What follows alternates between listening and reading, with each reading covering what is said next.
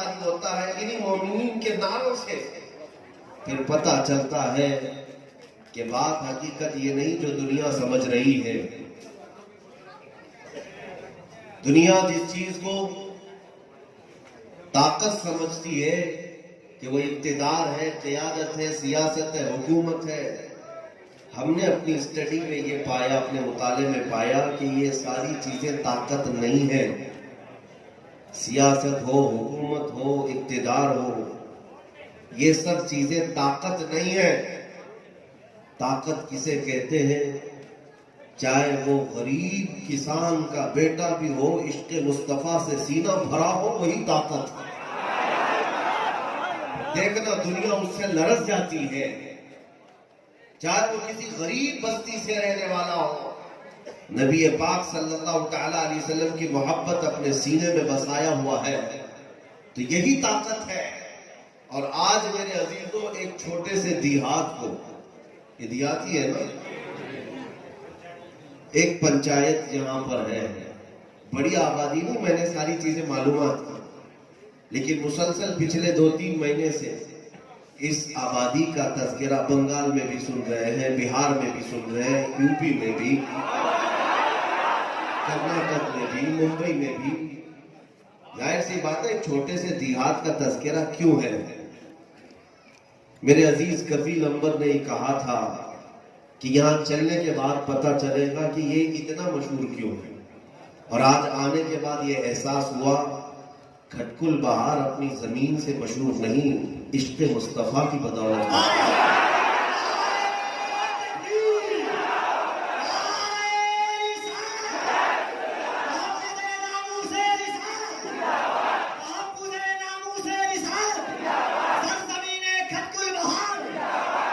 عزیزان احرام وقار، آل رسول یہاں پر آرام فرما، نبی پاک صلی اللہ تعالیٰ علیہ وسلم کی خوشبو جس علاقے میں ہو، ظاہر سی بات ہے اس کی خوشبو ہر چپے پر پہنچنا تو ضروری ہے، اور ہم اس کی خوشبو کو سونگھنے یہاں چلے آئے۔ رسول پاک صلی اللہ تعالیٰ علیہ وسلم کی آل و اولاد جہاں آرام فرما ہے، وہ میرے نبی کی خوشبو آرام کر رہی ہے۔ عزیزان گرامی، بات میں اتنی کرنا چاہتا ہوں کہ اگر تمہیں اندازہ ہو جائے کہ سب کچھ کھو جانے کے بعد بہت کچھ ہمارے پاس ہے، سب کچھ چھن جانے کے بعد بھی بہت کچھ ہمارے پاس ہے، حقیقت میں آج میں آپ کو بتاؤں، تمہارے فخر کرنے کے لیے ہندوستان میں لال قلعہ نہیں، تمہارے فخر کا جو ذریعہ ہے وہ نہ تاج محل ہے نہ قطب مینار، تمہارے فخر کے جو ذریعے ہیں وہ بلند و بالا عمارتیں نہیں ہیں، 700 سالہ مغل حکومت تمہارے فخر کا ذریعہ نہیں۔ ہمارے فخر کا اگر آج بھی ہندوستان میں ذریعہ ہے تو امام احمد رضا عاشق رسول ہے۔ دنیا میں ہم جہاں جاتے ہیں یہ نہیں کہتے مصر کی سرزمین پر کہ میں اس زمین سے آیا ہوں جہاں تاج محل ہے، میں اس زمین سے آیا ہوں جہاں لال قلعہ ہے۔ علماء اور اہل سنت کے درمیان اگر بات کی جاتی ہے تو یوں کہا جاتا ہے میں اس زمین سے آیا ہوں جہاں کی صدا میں ہر بار یہ گونجتی ہے آواز، مصطفیٰ جان رحمت پہ لاکھوں سلام، بزم ہدایت پہ لاکھوں سلام۔ میرے عزیزوں، یہی وہ دولت ہے، ہمارے فخر کا جو ذریعہ ہے ہندوستان میں وہ بڑے بڑے مغل بادشاہ نہیں ہے، ہمارے فخر کا جو ذریعہ ہے وہ غریب نواز کی ذات ہے، سلطان الہند کی ذات ہے۔ میں آپ سے یہی گزارش کرنا چاہتا ہوں کہ نا امیدی میں مت جیا کرو، خوف و ہراس اور مایوسی کی زندگی نہ گزارو۔ سب کچھ چھین جانے کے بعد بھی بہت کچھ تمہارے پاس ہے، وہ بہت کچھ کیا ہے؟ آج بھی تم ٹوٹ کر میرے مصطفیٰ سے محبت کرتے ہو۔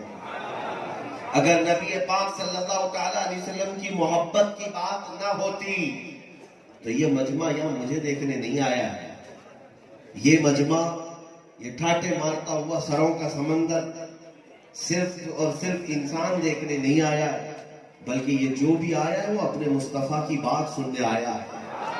اور جا کر کے دیکھ رہے نا، الیکشن کا دور چل رہا ہے، الیکشن کے دور ہے، بڑے بڑے پیسے لٹا کر کے مجمع جمع کیے جاتے ہیں، لیکن وہاں پر 500 اور 200 کے لیے لوگ تو آئے ہوں گے، بحمدہ تعالیٰ ہم تو ایک پھوٹی کوڑی بھی یہاں پر نہیں دے سکتے ہیں، ہماری حیثیت بھی نہیں ہے کہ یہ عاشقان مصطفیٰ کی بولی لگا سکوں یا ان کی قیمت دے سکوں، لیکن اتنی بات ضرور ہے، بہت سارے نیتا میدانوں میں جمع ہو کر جے وجے کے نعرے لگوا سکتے ہیں، لیکن بحمدہ تعالیٰ اللہ تبارک و تعالیٰ کا فضل ہے یہ کہ جس میدان میں بھی ہم کھڑے ہو جائیں ایک آواز اٹھائیں، چندے کے لیے نہیں، پیسے کے لیے نہیں، مصطفیٰ کریم کی عزت کی بات آئے، ہمارا نوجوان سکے نہیں اپنی گردن نچھاور کرنے کو تیار ہے۔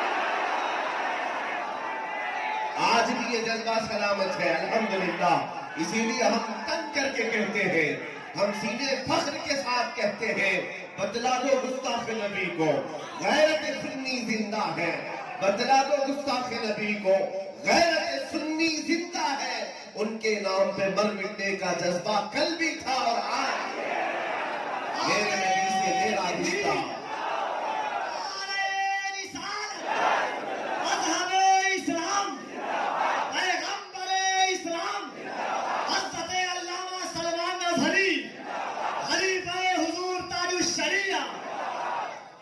میں آپ کو یہی دعوت دینے یہاں آیا ہوں میرے عزیزوں، مجھے سننے والے بڑی ذمہ داری سے سنیں، میں ہنسی مذاق اور لطیفے چٹکلے سنا کر جانے والا نہیں، اور نہ ہی میں کوئی پیشہ ور مقرر ہوں کہ تمہیں سنا کر کے کچھ پیسے وصول کر کے چلا جاؤں۔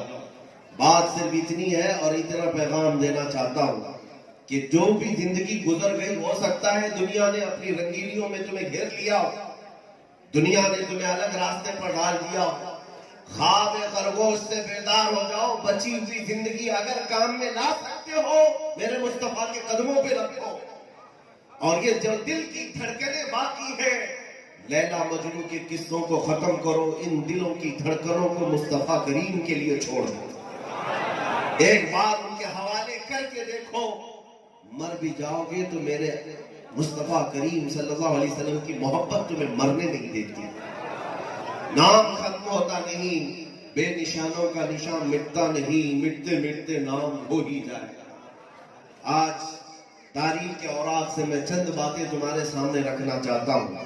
اسلام کو غلبہ ہر زمانے میں حاصل رہا، اسلام کو ایسا غلبہ حاصل تھا کہ طاقتیں بڑی بڑی اس زمانے میں بھی تھیں، لیکن بانی اسلام اللہ کی کتاب یا رب ذوالجلال کی ذات، ان مقدسات کی طرف چھیڑ چھاڑ کرنا تو دور کی بات، آنکھ اٹھانے کی بھی جسارت نہیں کرتی تھی، آنکھ اٹھانے کی بھی جسارت نہیں کرتی۔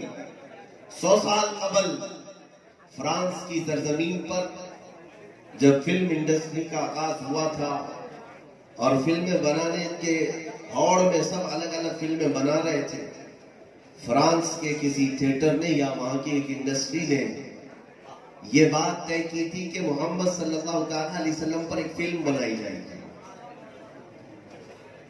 ظاہر سی بات ہے کانٹینٹ کیا تھی ابھی پتہ بھی نہیں تھا، لیکن اتنی بات مشہور ہوئی تھی کہ نبی اکرم صلی اللہ علیہ وسلم پر فلم بنائی جائے گی، اور ان کا کہنا یہ تھا کہ ہم بڑی بڑی شخصیات پر بناتے ہیں، ان پر بھی بنائیں گے، لیکن جانتے ہو میرے عزیزوں، اس زمانے میں اللہ تبارک و تعالیٰ کا ایک محبوب بندہ سلطان عبد الحمید ثانی موجود تھا، خلافت عثمانیہ کے آخری دور چل رہا تھا، ترکی کے بادشاہ بلکہ اس وقت کے مسلمانوں کے امیر سلطان عبد الحمید، ان کے کانوں میں جب یہ بات پڑی، جانتے ہیں صرف ایک میسج انہوں نے دیا تھا فرانس کو کہ اگر تم اپنی سلامتی چاہتے ہو تو اس ارادے سے باز آ جاؤ، اپنی سلامتی چاہتے ہو تو اس ارادے سے باز آ جاؤ، چھیڑ چھاڑ کرنے کے لیے ہماری ذات موجود ہے، ہم سے چھیڑ چھاڑ کر لو، نبی پاک صلی اللہ علیہ وسلم کی ذات تک نہ پہنچنا، ورنہ سلطان عبد الحمید نے کہا پھر ایک وقت آئے گا اگر تم اس سے باز نہیں آئے تو میں پوری دنیا لا کر تمہارے سر پر پھوڑ دوں گا۔ صرف ان کے 2-4 جملے تھے، نہ وہ فلم بن سکی، نہ اس کے ارادے کر سکے، نہ ہی فرانس اپنی طاقت کے زور پر اس مشن کو آگے بڑھا سکا۔ ایک خلیفہ تھا، ایک سلطان تھا، اس کی بات میں دم اتنا تھا کہ طاقتیں اپنے ارادوں کو پیچھے کر لیا کرتی، آج کہنے کو 57 ملک اسلامی کی ہیں، اس میں بڑے بڑے عرب دیش بھی موجود ہیں، لمبے چوڑے جبے کبے اور پہن کر کے لوگوں میں اپنے ملک ہونے کا اور بادشاہ ہونے کا اعلان تو کرتے ہیں، لیکن دف ہے اور لعنت ہے ان بادشاہوں کی زندگیوں پر جن کے ہوتے ہوئے آج پوری دنیا میرے مصطفیٰ کریم کی گستاخیوں پر تلی ہوئی ہے، اور کسی کی طرف سے کوئی سٹیٹمنٹ نہیں آتا اور کوئی بات نہیں آتی۔ یہ تباہی کا وقت ہے میرے عزیزوں، تھوڑا انتظار کرنا، دیکھنا کہ رب ذوالجلال جس طرح سے بادشاہت عطا کرتا ہے اسی طرح بادشاہت کو سلب بھی فرماتا ہے۔ بادشاہ سے فقیر بننے میں وقت بھی نہیں لگے گا۔ جن کو اللہ تعالیٰ نے منصب اور طاقت دیا تھا وہ نبی پاک کی برکت سے دیا تھا، حضور پاک صلی اللہ تعالیٰ علیہ وسلم کے صدقے میں دیا، لیکن انہوں نے اپنے نبی پاک کی عزت پر اور ان کی عظمت پر آئے ہوئے حملوں کا کہیں سے کوئی جواب نہیں دیا۔ اکا دکا کو چھوڑ کر پھر ان کا انجام بہت سخت ہونے والا ہے، یہ تباہی کے دہانے پر جا رہے ہیں۔ اور آج لیٹسٹ جو باتیں آپ کو نظر آ رہی ہوں گی نیوز میں کہ رشیا جنگ کرنے پر تلا ہوا ہے اور ایک طرف امریکہ منانے پر یا اس جنگ بندی کی خواہش پر تلا ہوا ہے، اس کو یوں ہی مت سمجھنا کہ دو ملکوں کی جنگ ہے، ایک بہت بڑی تباہی کی یہ نشانیاں ہیں۔ پوری دنیا میں پوری دنیا کا میدان گرم ہو جائے گا، پوری دنیا پر ان جنگوں کا اثر ہوگا، اور دیکھنا اسی آگ میں جھلس جائیں گے وہ سب جعلی بادشاہ جو صرف اور صرف اسلام کے نام پر اب تک روٹیاں توڑتے رہے، سکے بٹورتے رہے اور مسلمانوں کی گردنوں پر حکومت کرتے رہے۔ ان کے سوال کا وقت قریب ہے، ان کے سوال کا وقت قریب ہے۔ پھر میں بات کہوں گا، پھر اللہ رب العزت اسی کو طاقت عطا کرے گا جو میرے مصطفیٰ کے قدموں سے آیا ہوا ہوگا۔ پھر آئے گا کوئی صلاح الدین ایوبی کا ثانی، پھر آئے گا کوئی شہاب الدین غوری کا جانشین، پھر آئے گا کوئی شہید ٹیپو سلطان کا جانشین وارث۔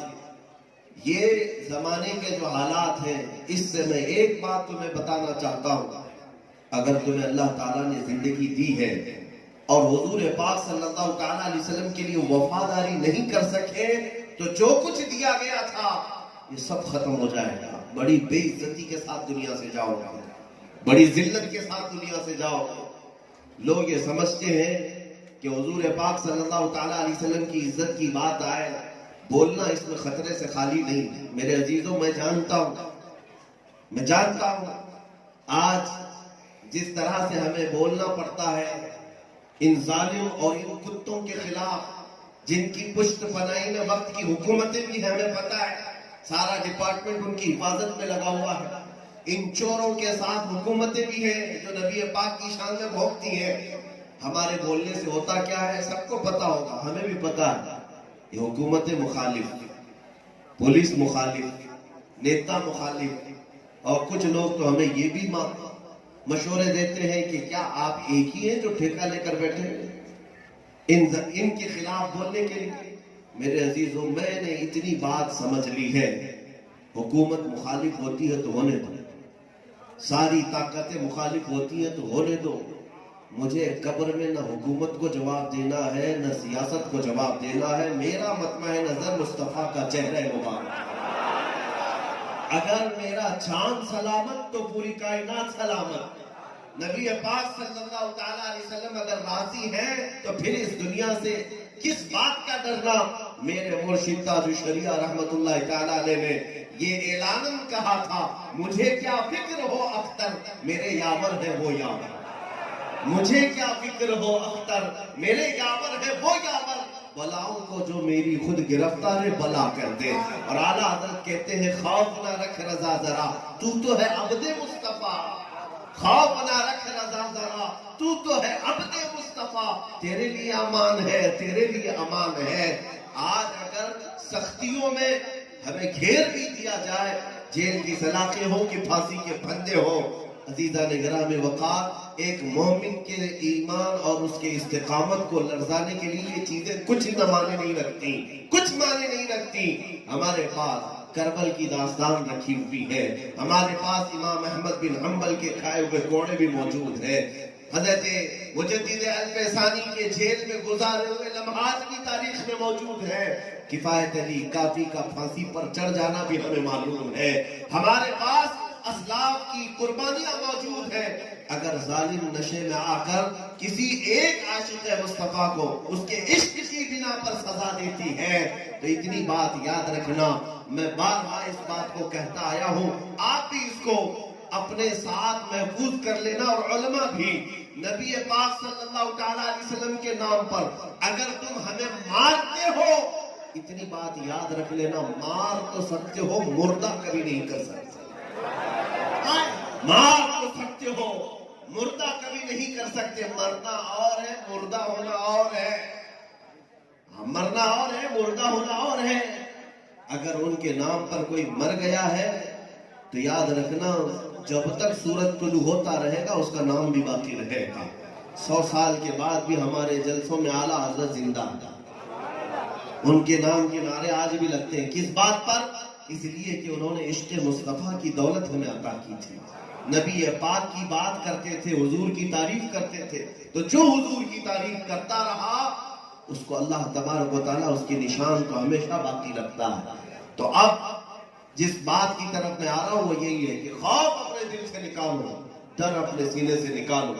تم غلامان مصطفیٰ ہو، نبی پاک صلی اللہ تعالیٰ علیہ وسلم کی امانت ہو. الحمدللہ اب میں نے بچوں کو دیکھا ہے، جوانوں کو دیکھا ہے. ہندوستان کے کثیر علاقوں میں جانے کا مجھے اتفاق ہوا، لیکن اب ہر بچہ، ہر جوان میدان میں کھڑا ہے اس بات کا اعلان کرتے ہوئے، جو جان مانگو تو جان دیتے، جو مال مانگو تو مال دیتے. آپ کا بھی یہی نعرہ ہے؟ جو جان مانگو تو جان دے دے، جو مال مانگو تو مال دے دے، مگر یہ ہم سے کبھی نہ ہوگا، نبی کا جاہو جلال دیتے. یہ ہر مومن کا نعرہ ہو چکا ہے، اور انشاءاللہ العزیز ہر نوجوان اس پر ثابت قدمی کے ساتھ ڈٹا رہے گا، ایمان و استقامت کے ساتھ جمع رہے گا. نبی پاک صلی اللہ تعالیٰ علیہ وسلم کی بات آتی ہے میدان بدر ہے.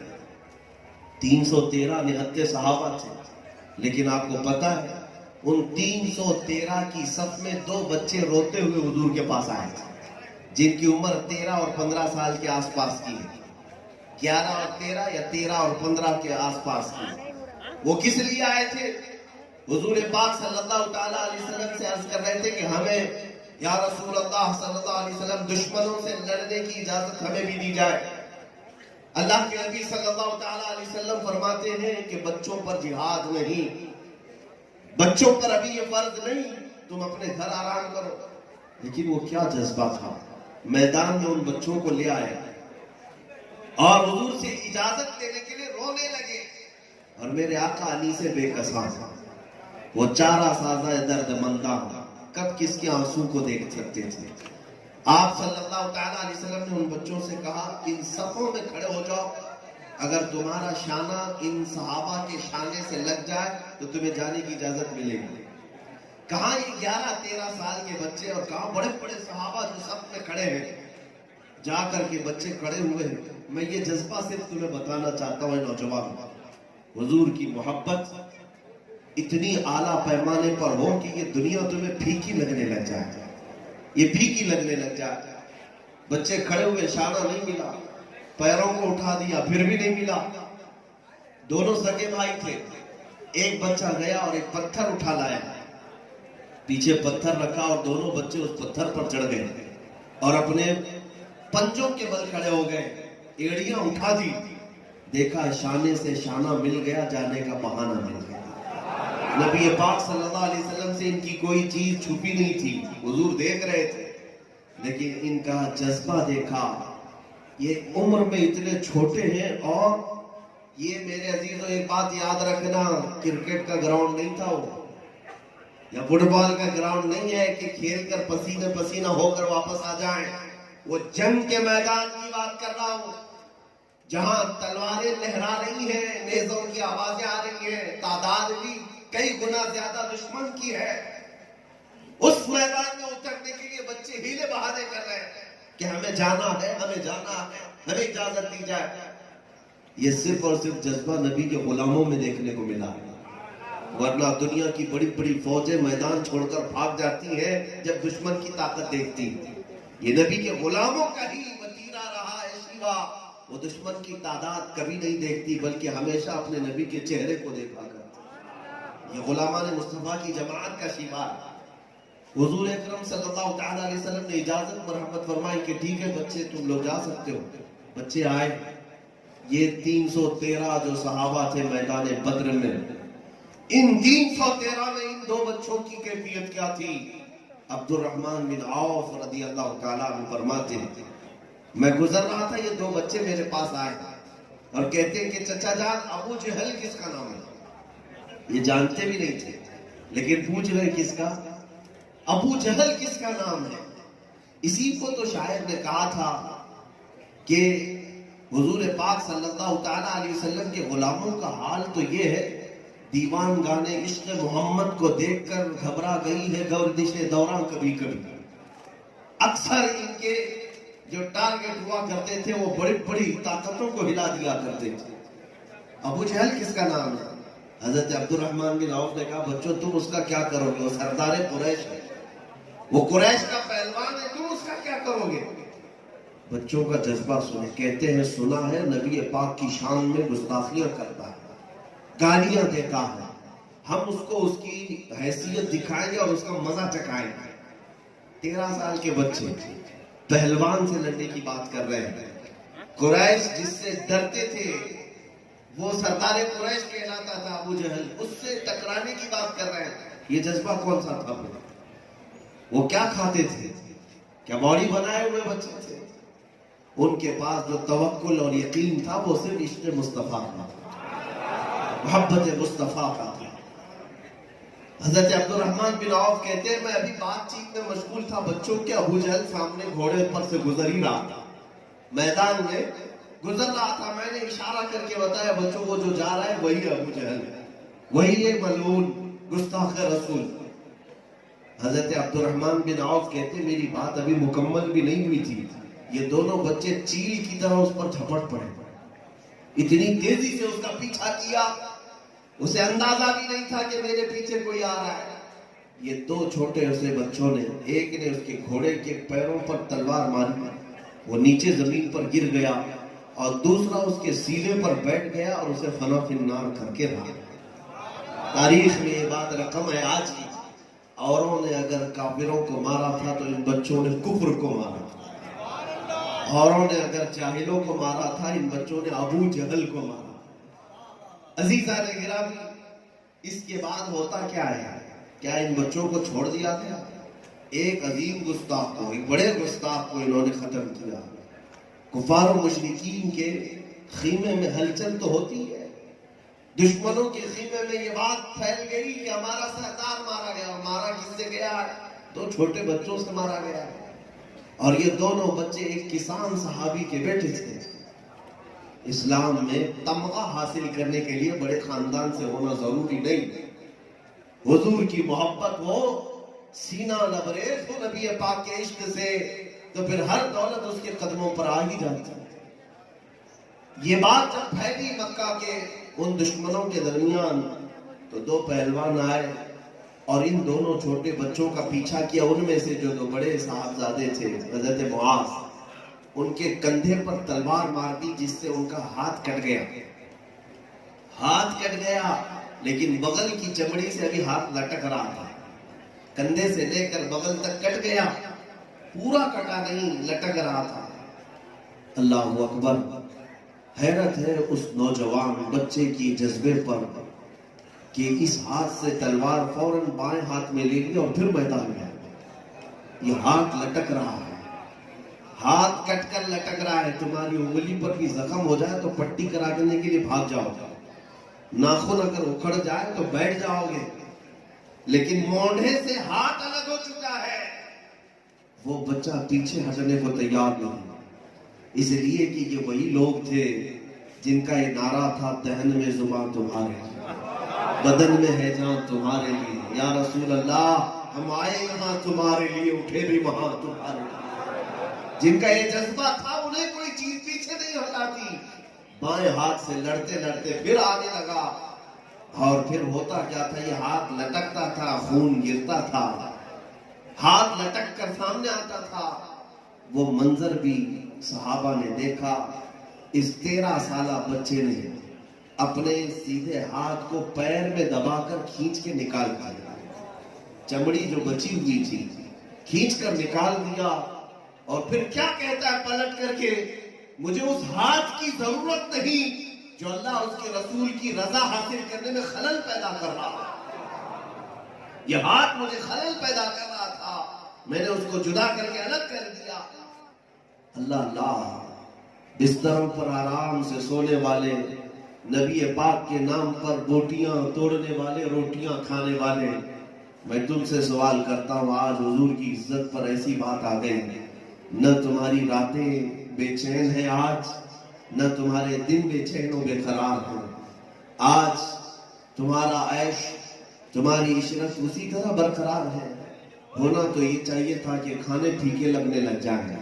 اس رسول پاک صلی اللہ تعالیٰ علیہ وسلم پر دنیا آج حملہ آور ہے، جس رسول نے رو رو کر کے مجھے مسلم پر یاد کیا تھا، جس رسول نے رو رو کر کے مجھے قبر میں بھی یاد کیا، جس رسول نے رو رو کر معراج میں میرے بخشش کا سوال کیا تھا، اس نبی پاک پر آج دنیا حملہ آور ہے۔ تو کیا اے نوجوان تیری ذمہ داری یہ بنتی ہے کہ حضور پر ادھر گالیاں دی جا رہی ہیں اور رات بھر تم گیم کھیلتے بیٹھے ہو، حضور اکرم صلی اللہ تعالیٰ علیہ وسلم کی عزت پر لوگ حملے کر رہے ہو اور تم اپنے ہاتھ میں کرکٹ اور فٹ بال کے آلے لے کر کے گھوم رہے ہو۔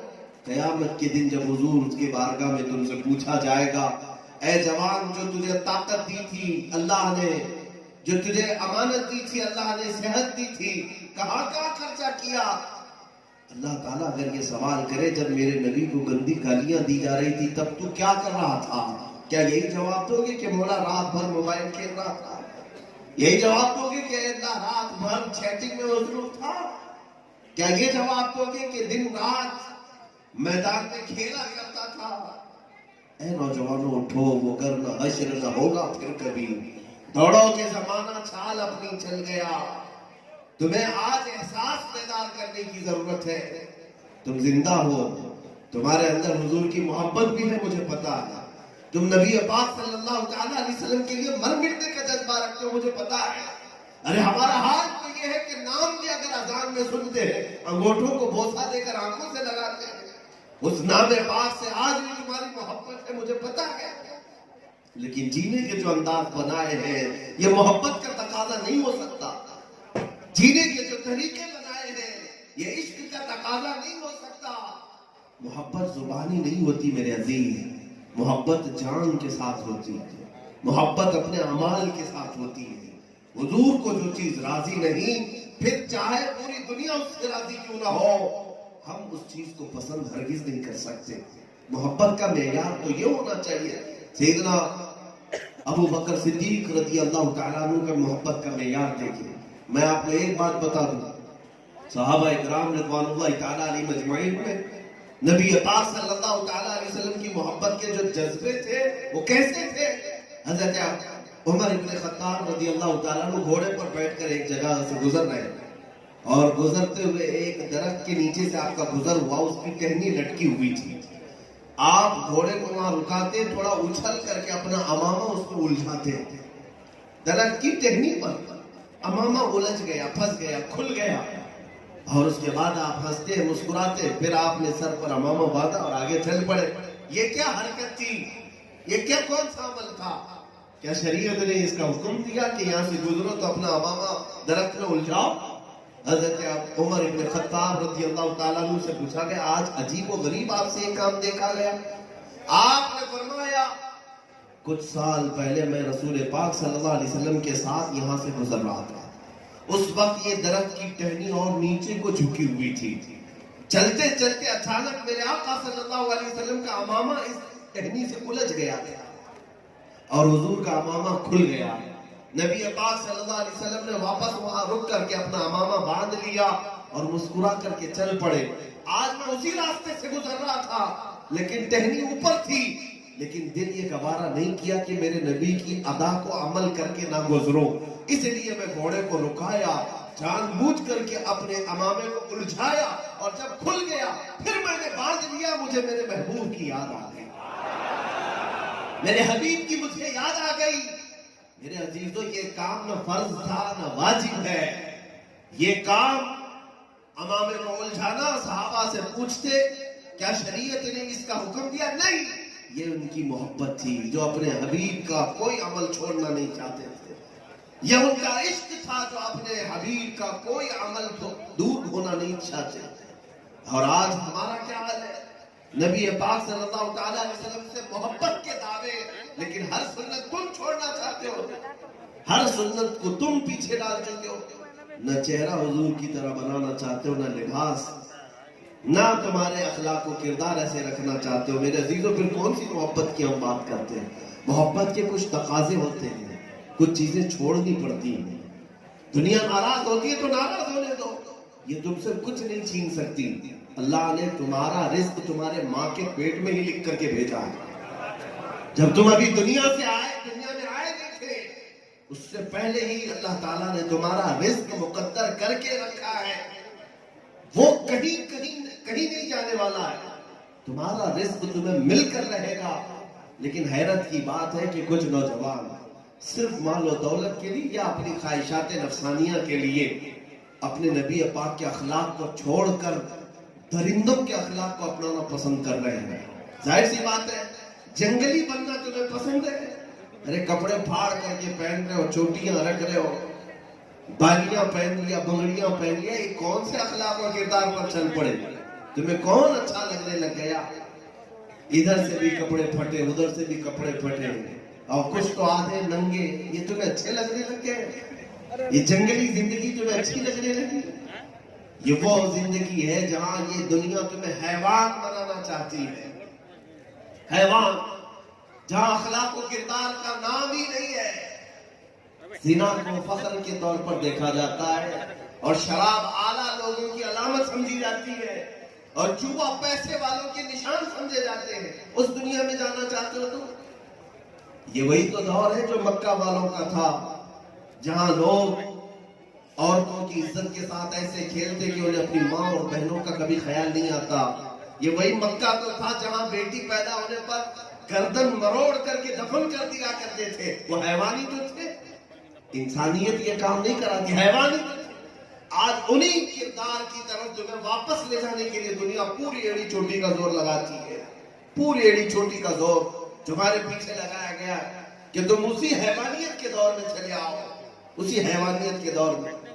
یہ گندی چیزیں تمہارے موبائل پر آج جس طرح سے میسر ہے، کس لیے؟ کہ رات بھر تم اپنے اخلاق کا قتل کرتے رہو، تمہاری آنکھوں کی حیا کو مار ڈالتے رہو۔ یہ دنیا نے آج مٹھی میں تمہیں زنا کے سارے طریقے سکھائے ہیں، ہر ننگا پن تمہارے گھر کی چار دیواری کے اندر پہنچایا ہے۔ کیوں؟ اس سے کیا ہے تمہیں پتا ہے؟ آج دنیا پورنوگرافی سے کئی ہزار کروڑ کی قیمت وصول رہی ہے، کما رہی ہے، صرف اور صرف تمہیں تباہ و برباد کرنے کے لیے، تمہیں شہوت پرست بنانے کے لیے، تمہیں اخلاق سوز حرکتوں کا عامل بنانے کے لیے۔ پوری دنیا پیسوں پر کھیل رہی ہے اور تم سے پیسے وصول بھی رہی ہے، تمہیں اندازہ بھی نہیں۔ یہ جو چند سانسیں ہیں اچانک اکھڑ جانے والی ہیں، اللہ نہ کرے انہی گندگیوں میں موجود ان لمحات میں تمہاری موت آ گئی تو اللہ کی بارگاہ میں انہی حالتوں میں جاؤ۔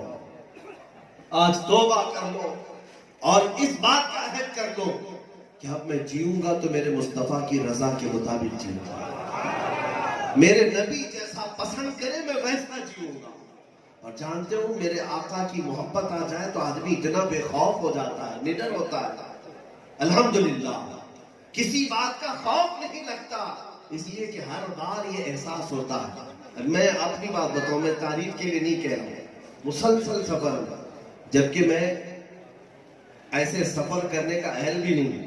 مجھے ڈاکٹر نے کہا تھا کہ آدھے گھنٹے سے زیادہ آپ نہ بیٹھیں میرے بیک پین کی وجہ سے، لیکن آج 10 گھنٹے 12 گھنٹے بیٹھتے ہیں یا سفر کرتے ہیں، میں نے کبھی یہ تکلیفیں محسوس نہیں کی، اس لیے کہ جب بھی نکلتا ہوں حضور کے نام پر نکلتا ہوں۔ گھر سے اگر نکلنا ہے تو یہی نیت ہے کہ میرے نبی پاک صلی اللہ تعالیٰ علیہ وسلم کی محبتیں چند لوگوں میں بکھیر کر آ جاؤں.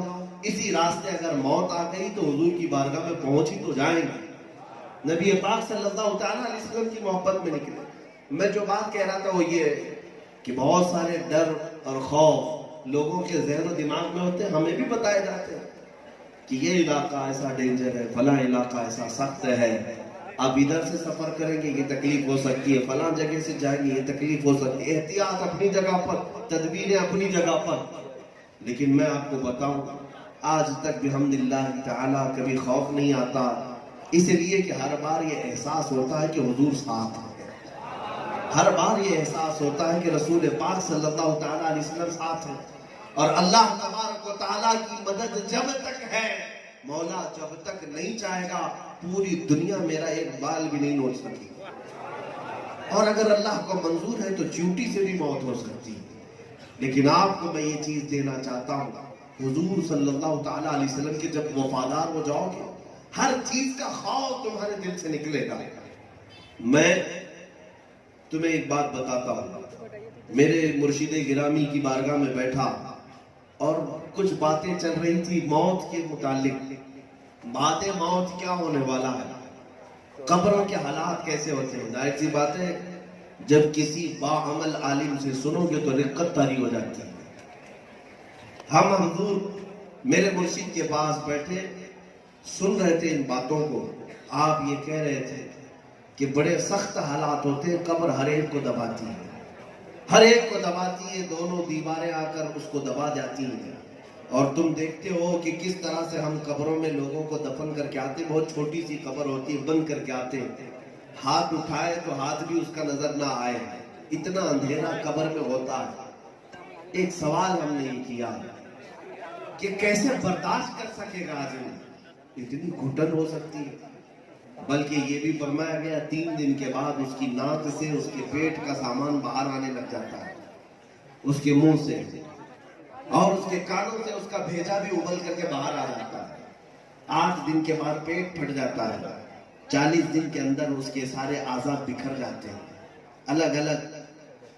تو ہم نے ایک سوال کیا تھا کہ ایسے سخت حالات ہم کیسے برداشت کر پائیں گے قبر میں.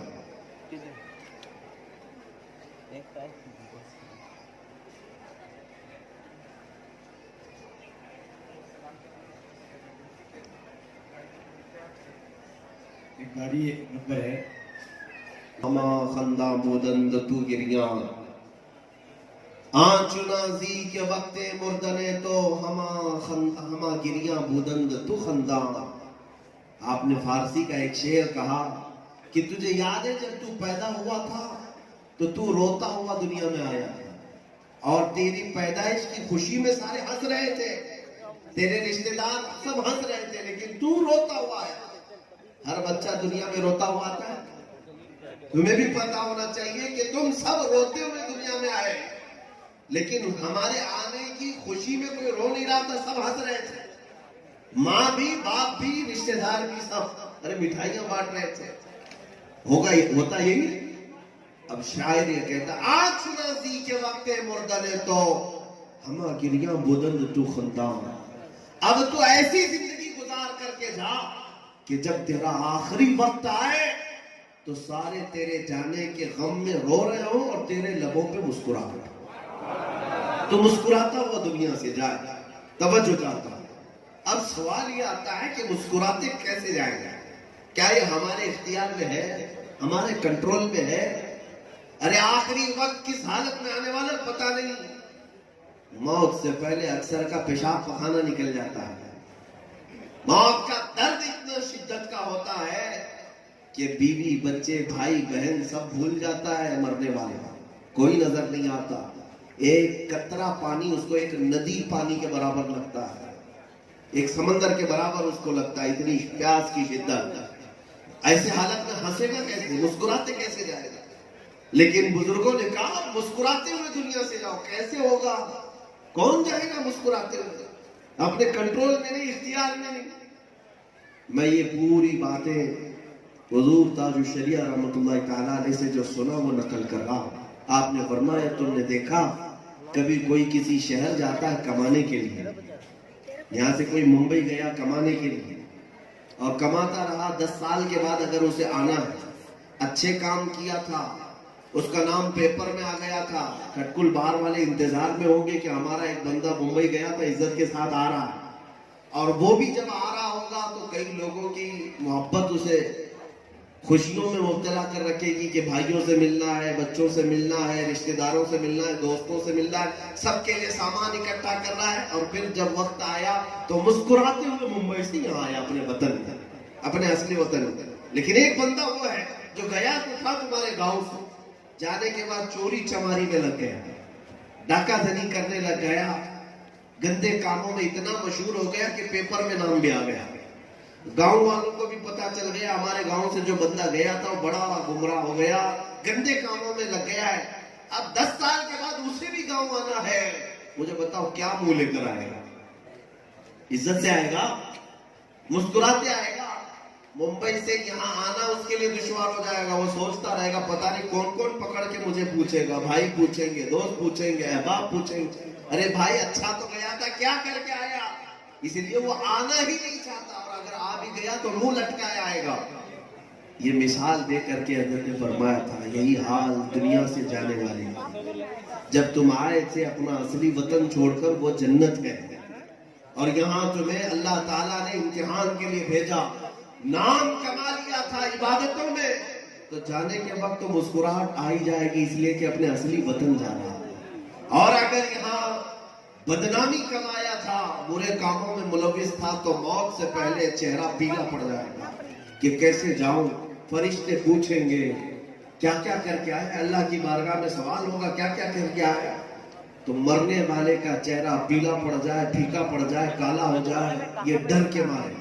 اب میں جو بات کہنے جا رہا ہوں وہ یہ سنو میرے عزیز، ایک بزرگ کی بات میں بتاتا ہوں۔ مصر کی سرزمین پر ایک بڑے شیخ تھے، شیخ متولی شعراوی رحمۃ اللہ علیہ، بڑے عاشق رسول گزرے ہیں، ان کی زندگی کا اکثر حصہ حضور کی محبت میں گزرا، نبی پاک صلی اللہ علیہ وسلم کے اخلاق کی ترجمانی کرتے رہے، لیکن جب موت کا وقت ان کا آیا، ہمارے اساتذہ وہاں موجود تھے یا جنہوں نے یہ روایتیں بیان کی ہیں، توجہ چاہتا ہوں، وہ بستر پر لیٹے ہوئے تھے، عمر ان کی 80 سال کے قریب تھی یا اس سے زیادہ تھی، سارے لوگ کھڑے تھے، اکثر اچانک انہوں نے کہا کہ اب تم سب کے سب ہٹ جاؤ، تم سب کے سب ہٹ جاؤ، سارے لوگ ہٹ گئے۔ اس شیخ متولی شعراوی نے اپنی انگلی اٹھائی اور کہا اشہد ان لا الہ الا اللہ واشہد انک رسول اللہ۔ اتنا کہنے کے بعد ان کی آنکھیں بند ہو گئی، ان کی روح نکل گئی۔ کلمہ سنا آپ نے میں نے کیا پڑھا؟ دوسرا کلمہ آپ کو یاد ہے نا، اشہد ان لا الہ الا اللہ واشہد ان محمدا عبدہ ورسولہ، یہی پڑھتے ہیں نا، لیکن اس بزرگ نے جاتے وقت جو کلمہ پڑھا وہ یہ تھا اشہد ان لا الہ الا اللہ واشہد انک رسول اللہ، اتنا پڑھا تھا۔ ایک بزرگ عالم دین جو کہتے ہیں کلمہ میں تو یہ کہا جاتا ہے کہ میں گواہی دیتا ہوں اللہ کے سوا کوئی معبود نہیں، اور میں گواہی دیتا ہوں کہ محمد صلی اللہ علیہ وسلم اللہ کے بندے اور اس کے رسول ہیں، اشہد ان محمدن عبدہ ورسولہ کا مطلب یہ ہوتا ہے۔ لیکن اس بزرگ نے جو پڑھا اس کا ترجمہ میں کرا دیتا ہوں، تمہیں خود بات سمجھ میں آئے گی کہ موت کیسی آئی تھی۔ انہوں نے یہ کہا اشہد ان لا الہ الا اللہ، میں گواہی دیتا ہوں کہ اللہ کے سوا کوئی معبود نہیں، واشہد انک رسول اللہ، اور میں گواہی دیتا ہوں کہ آپ اللہ کے رسول ہیں، آپ اللہ کے رسول ہیں۔ یہ اسی وقت بندہ کہہ سکتا ہے جب رسول کو سامنے دیکھ رہا ہے، یہ کلمہ اسی وقت کہا جا سکتا ہے جب رسول پاک صلی اللہ علیہ وسلم کو سامنے دیکھ رہا ہو۔ یہ موت ہے جب حضور کی محبت میں دنیا سے جا رہا ہوگا، حضور پاک صلی اللہ تعالیٰ علیہ وسلم قریب ہوں گے تو میرے عزیزو چہرے پر مسکان آئی جائے گی، مسکراہٹ آئی جائے گی، یہ درد یہ خوف بھول جاؤ گے۔ بات اتنی، امام اعظم ابو حنیفہ رحمۃ اللہ تعالیٰ علیہ سے ایک شخص نے سوال کیا، کہا امام میں نے سنا ہے کہ موت الگ الگ انداز سے آتی ہے، مومن صالح جو ہوتا ہے اس کی موت بڑی آسانی سے روح آسانی سے نکالی جاتی ہے، اسے تکلیف نہیں ہوتی، حالانکہ نکالنے والا فرشتہ ایک ہی ہے، ملک الموت اسرائیل، اور کچھ لوگوں کی روح اتنی سخت نکالی جاتی ہے کہ وہ تڑپ تڑپ کر کے بے قرار ہو جاتے ہیں، روح نہیں نکلتی. ایسا ہے کیوں ہے؟ امام اعظم ابو حنیفہ رحمۃ اللہ علیہ نے فرمایا جا قرآن پاک سورہ یوسف پڑھ لے، تجھے پتہ چل جائے گا. سورہ یوسف پڑھ لے. وہ بندہ گیا پورے قرآن پاک میں سورہ یوسف کو پڑھا، کہیں موت کا تذکرہ نہیں آیا کہ موت ایک گنہگار کی ایسی آتی ہے، ایک صالح بندے کی ایسی آتی ہے، نہیں، ذکر نہیں تھا. آپ توجہ سے سن رہے ہیں؟ توجہ. وقت ہو گیا، میں اپنی بات کو ختم کرتا ہوں، لیکن جو زندگی ہے میرے عزیزوں توجہ سے. امام اعظم ابو حنیفہ کے پاس وہ شخص آیا، کہا میں پورا سورہ یوسف پڑھا، مجھے تو یہ بات نہیں نظر آئی کہ ایک صالح بندے کو، مومن کو آسانی سے روح نکالی جاتی ہے اور گنہگار کی بہت سختی سے. یہ تو کہیں نہیں ملا. آپ نے کہا پھر سے پڑھ کر کیا؟ پھر پڑھا، پھر آیا، کہا نہیں ملا. کہا کیا پڑھا سورہ یوسف میں؟ کہا سورہ یوسف میں یوسف و زلیخا کا قصہ تو پڑھا. کہاں پڑھا ہے؟ کہا اس میں کیا پڑھا؟ کہا زلیخا یوسف کے حسن پر فدا تھی، اور لوگ جب تانا دینے لگ گئے تو زلیخا نے ایک دن کیا کیا، شہر کی ساری عورتوں کو جمع کیا اور بڑی بڑی عورتوں کے ہاتھ میں لیمو اور چاقو دیا اور کہا جب میں کہوں تو اسے کاٹ دینا. اور ساری عورتیں ہال میں بیٹھی ہوئی، اچانک یوسف علیہ السلام کو سجا سوار کر زلیخا لے آئی ساری عورتوں کے سامنے. عورتیں یوسف علیہ السلام کو دیکھنے میں لگ گئی. پہلی مرتبہ حسن یوسف کو دیکھا. وہ کمال کا حسن تھا، کمال کا حسن تھا. اللہ تعالیٰ نے جو حسن خوبصورتی دی تھی یوسف علیہ السلام کو، کمال کا تھا. عورتیں دیکھنے میں ایسے مصروف ہوئی کہ زلیخا نے آرڈر دیا لیمو کاٹ دو. ان عورتوں کے ہاتھوں سے لیمو گر گیا، چاروں انگلیاں کٹ گئی. قرآن کہتا ہے فلما فقطعن ایدیہن، ان عورتوں نے اپنے ہاتھوں کو کاٹ لیا. اس کی تفسیر میں ورنہ چاروں انگلیاں کاٹ لی. جان بوجھ کر کے کوئی ایک انگلی بھی نہیں کاٹ سکتا. مدہوشی میں ہوگا تبھی کٹی ہوگی، مہ ہوگا تبھی کٹی ہوں گی. اب حسن یوسف کو دیکھنے میں مہ عورتیں چار انگلیاں کاٹ لی. جب یوسف علیہ السلام چلے گئے انہیں احساس ہوا کہ ہماری انگلیاں کٹی ہیں. یہ واقعہ تو سورہ یوسف میں ہے، قرآن میں ہے. اس شخص نے کہا یہ تو میں نے پڑھا ہے.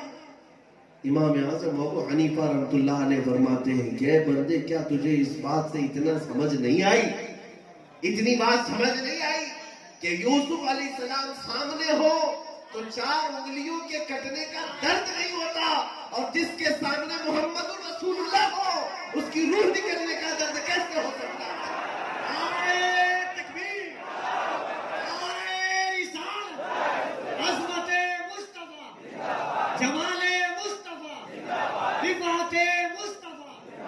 میرے عزیزوں، حضور پاک صلی اللہ تعالیٰ علیہ وسلم کی محبت کی ہے جو تمہیں موت کے درد سے بھی آزاد کرتی ہے.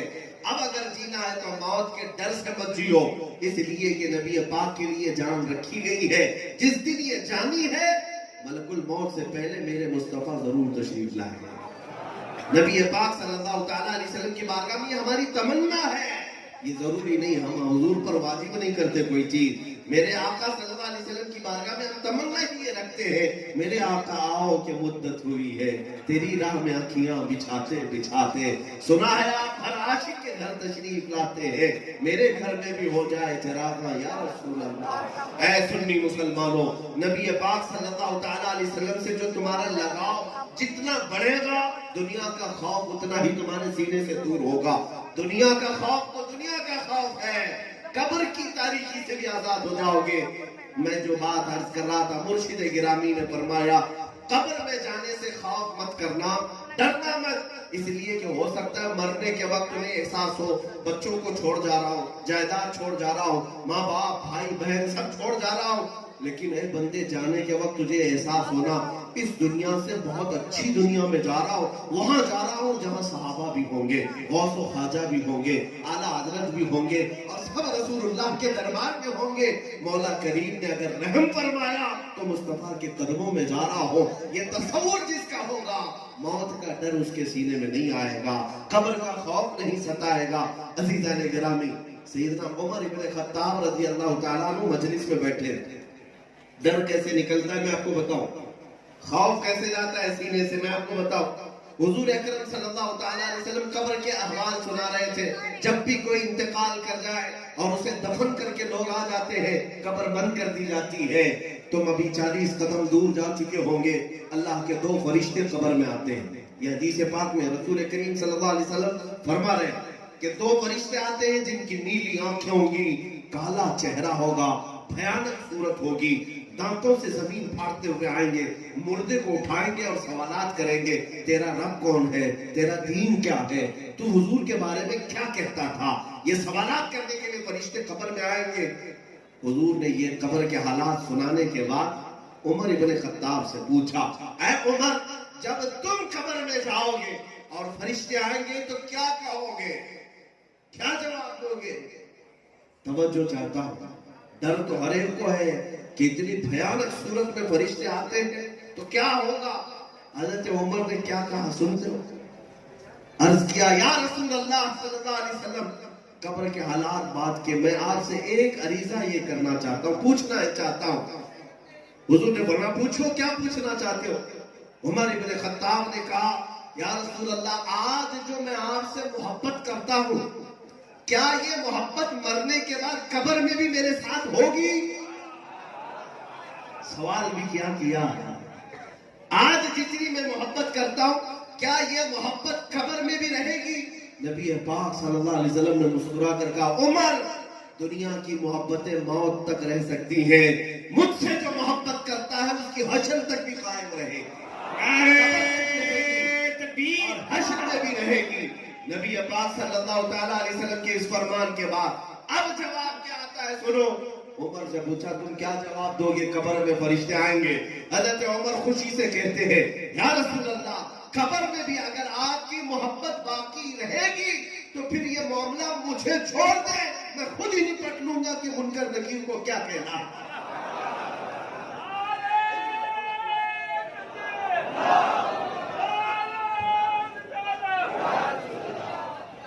میرے عزیزوں، یہ کون سی جرت ہے؟ کوئی جرت کر سکتا ہے کہ میں دیکھ لوں گا کیا کرنا ہے فرشتوں کے ساتھ؟ یہ جرت آتی ہے تو عشق مصطفیٰ کی بدولت آتی ہے، حضور کا سہارا تھا۔ حضرت عمر نے یہ نہیں کہا کہ میں بہت بڑا آدمی ہوں اور بہت طاقتور ہوں، میں خود دیکھ لوں گا۔ کہا، اگر آپ کی محبت سلامت رہی، قبر میں بھی اگر یہ باقی رہتی ہے تو پھر میں خود جواب دے لوں گا۔ اور روایت میں یہ ملتا ہے، آپ کا انتقال ہو گیا، یہ بات تو آئی گئی مجلس میں، ان کے بیٹے حضرت عبداللہ، حضرت عمر فاروق کے بیٹے عبداللہ ابن عمر رضی اللہ تعالیٰ عنہ کہتے ہیں کہ میرے والد حضرت عمر کے انتقال کے بعد، دفن کرنے کے کئی دن کے بعد، میں نے خواب میں دیکھا اپنے بابا جان کو۔ خواب میں دیکھتے ہی میں نے پوچھا، ابا جان، قبر کے حالات کیسے ہیں اور کیا وہ فرشتے آئے تھے جس کے بارے میں حضور نے فرمایا تھا، اور آپ نے ان کے ساتھ کیا کیا، کیا جواب دیا؟ حضرت عمر نے اپنے بیٹے کے خواب میں کہا، ہاں بیٹا، آئے تو تھے، جب سب دفن کر کے چلے گئے تو آئے دونوں فرشتے اور انہوں نے اٹھایا اور پوچھا، من ربو کا، تمہارا رب کون ہے؟ تو حضرت عمر کہتے ہیں، میں نے ان سے خود پوچھا، پہلے تم بتاؤ تمہارا رب کون ہے۔ میں نے ان سے پوچھا، تمہارا رب کون ہے؟ تو وہ فرشتے آپس میں ایک دوسرے کو دیکھنے لگے، یہ کون ہے جو ہم سے سوال کر رہا ہے؟ ظاہر سی بات ہے، ہر مردے کو منکر نکیر پوچھ رہے ہیں، یہ کون ہے؟ تو ان میں سے ایک فرشتے نے کہا کہ یہ صاحب رسول اللہ ہے، نبی پاک صلی اللہ تعالیٰ علیہ وسلم کا صحابی ہے۔ اور اس کے بعد فرشتے آگے چل پڑے، اس لیے کہ اس کے سینے میں حضور کی محبت ہے۔ اور اسی لیے میرے عزیزوں، بعض مومنین وہ ہیں جن کو فرشتے کسی کے متعلق کہا گیا قبر میں سوالات ہوتے ہیں، اس کے کئی 100 سال گزر جائیں گے، وہ جواب نہیں دے پاتا ہے، بھول چکا ہوگا۔ اور کچھ وہ ہے جو 1 منٹ بھی نہیں لگتا کہ وہ سارے جوابات دے چکے ہوتے ہیں، اور فرشتے ان سے کہہ کر چلے جاتے ہیں، نم کنومت العروس، سو جا جیسے دولہا سوتا ہے، سو جا جیسے دولہا سوتا ہے۔ یا انہی لوگوں کو کہہ کر کے فرشتے جاتے ہیں جن کا سینہ حضور کی محبت سے بھرا ہے، نبی پاک صلی اللہ تعالیٰ علیہ وسلم کی محبت سے بھرا ہے۔ امام اہل سنت فاضل بریلوی نے کیا خوب کہا تھا، لحد میں عشق رخ شہ کا داغ لے کے چلے، लहद में इश्क रुखे शब का दाग लेके चले, अंधेरी रात सुनी थी चराग लेके चले, अंधेरी रात सुनी थी चराग लेके चले।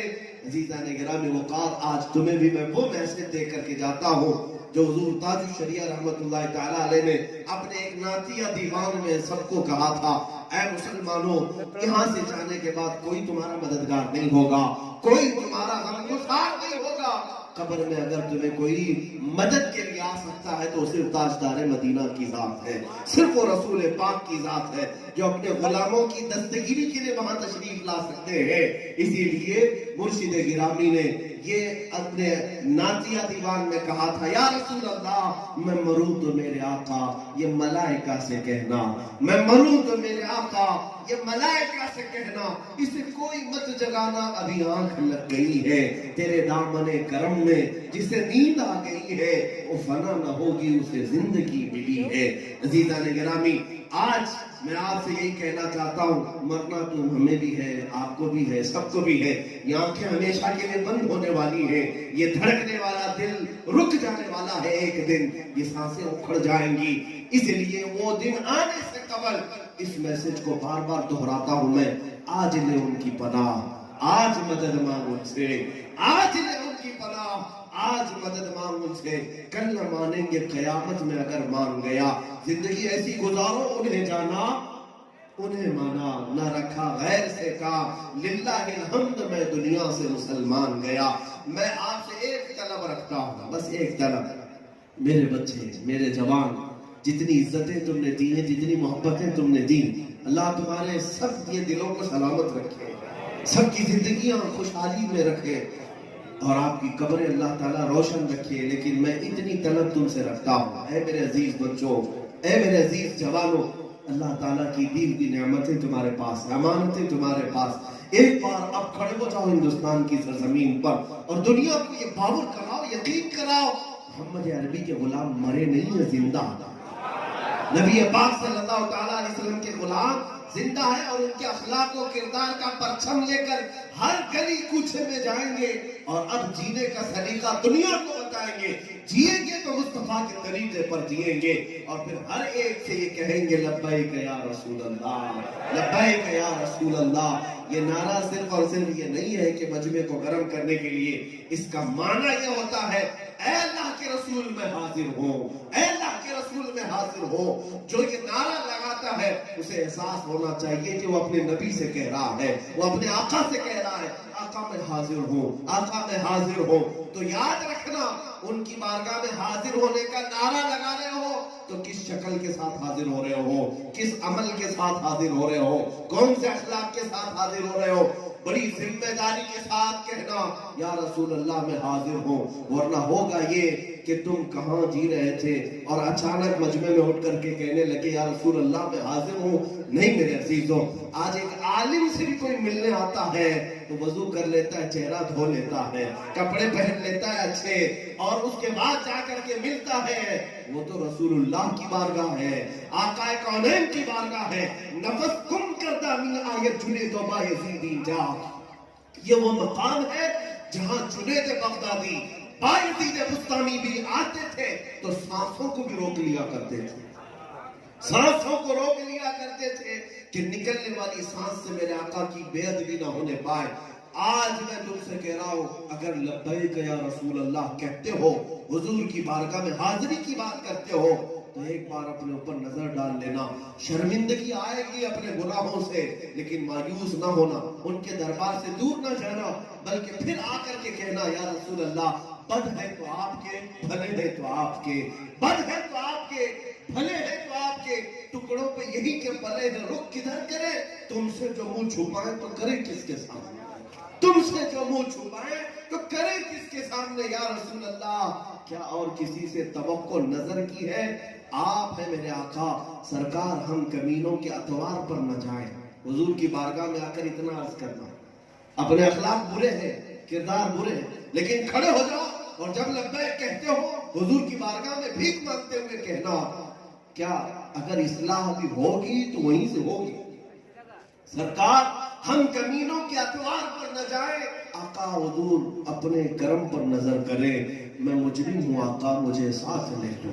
या रसूल अल्लाह, मैं मुजरिम हूँ आका मुझे साथ ले लो, कि रस्ते में है जा बजा खाने वाले, चमक तुझसे पाते हैं सब पाने वाले, मेरा दिल भी चमका दे चमकाने वाले, बरसता नहीं देख कर अब्र रहमत, बदों पर भी बरसा दे बरसाने वाले। और या रसूल अल्लाह, तू जो चाहे तो मैल मेरे दिल के धुले, तू जो चाहे तो मैल मेरे दिल के धुले, कि खुदा दिल नहीं करता कभी मैला तेरा, तेरे टुकड़ों पे पले गैर की ठोकर पे न डाल। या रसूल अल्लाह, तेरे टुकड़ों पे पले गैर की ठोकर पे न डाल, झिड़कियां खाए कहां छोड़ के सदका तेरा, झिड़कियां खाए कहां छोड़ के सदका तेरा।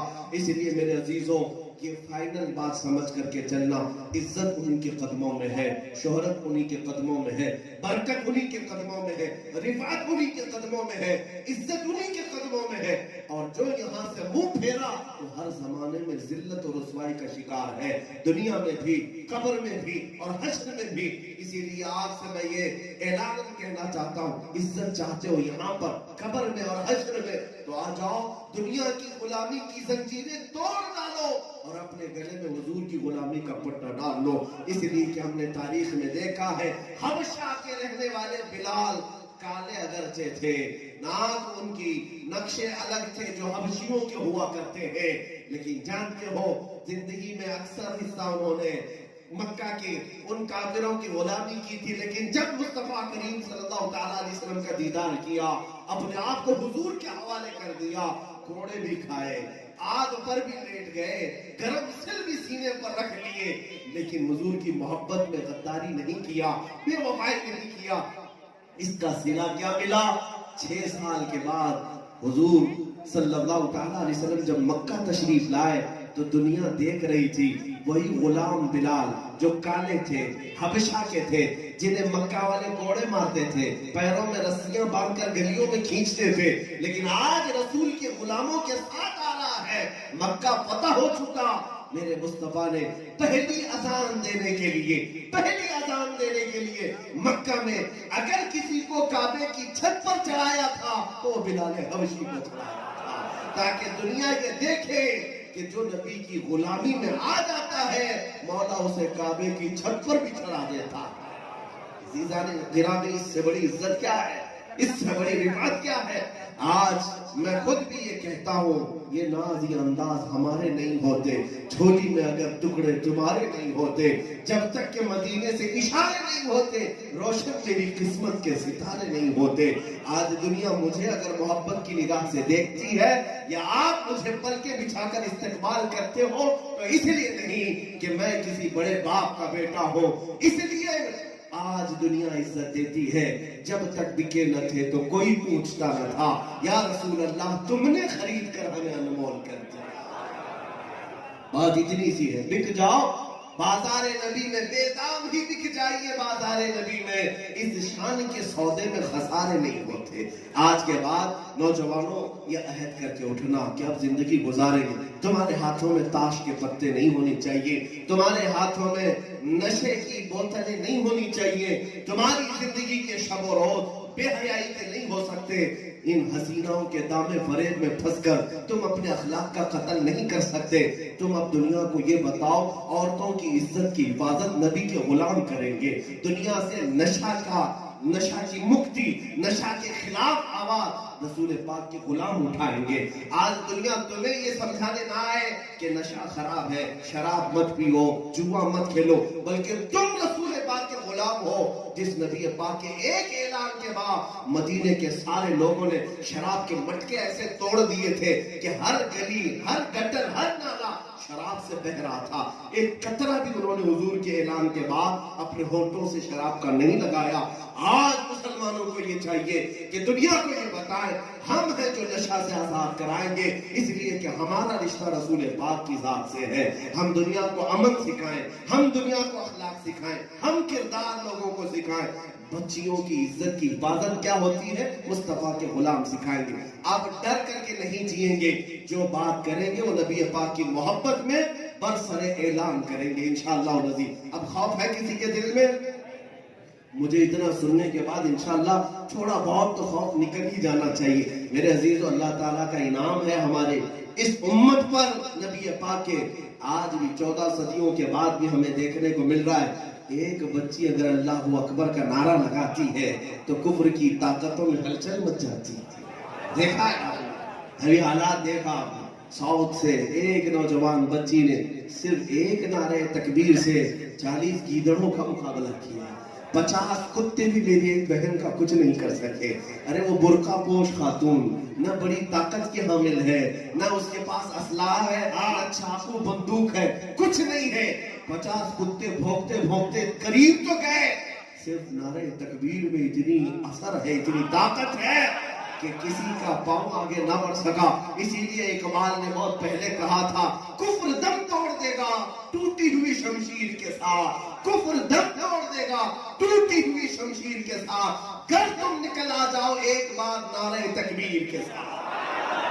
नारे तकबीर, नारे रिसालत, तहफ्फुज़े नामुसे रिसालत कॉन्फ्रेंस, हजरत अल्लामा मौलाना मुफ्ती सलमान अजहरी साहब किबला, नारे तकबीर। अज़ीज़ान गिरामी, इस हौसले के साथ जिए अल्हम्दुलिल्लाह।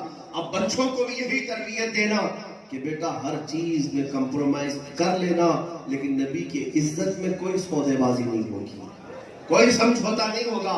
इस्लाम के शायर को छोड़कर कोई समझौता नहीं होगा। बाज लोग हमसे कहते हैं दूसरों का भी दिल रख लिया करे, मैं कहता हूं मैं हर एक का दिल रखूंगा, लेकिन मेरा दीन छोड़ करके नहीं, मेरे नबी पाक की मोहब्बत छोड़ करके नहीं। हुजूर की तारीफ करें, मेरे दीन को हक तस्लीम करें, हर एक का दिल रखना हम जानते हैं, हर एक का दिल हम रखेंगे, चाहे वो किसी भी धर्म से ताल्लुक रखता हो। हम दिल रखते हैं, किसी को जबरदस्ती मारपीट करने की हमारी आदत भी नहीं, और न ही हम ऐसा ऐलान करते हैं। लेकिन इतनी बात है कि अगर मेरे नबी पाक की शान में उंगली उठाओगे, इस्लाम के खिलाफ भौंकोगे या रब्बे जुल जलाल की जात पर बोलोगे, तो फिर हम जो जवाब बन सकता है वो जवाब जरूर देंगे।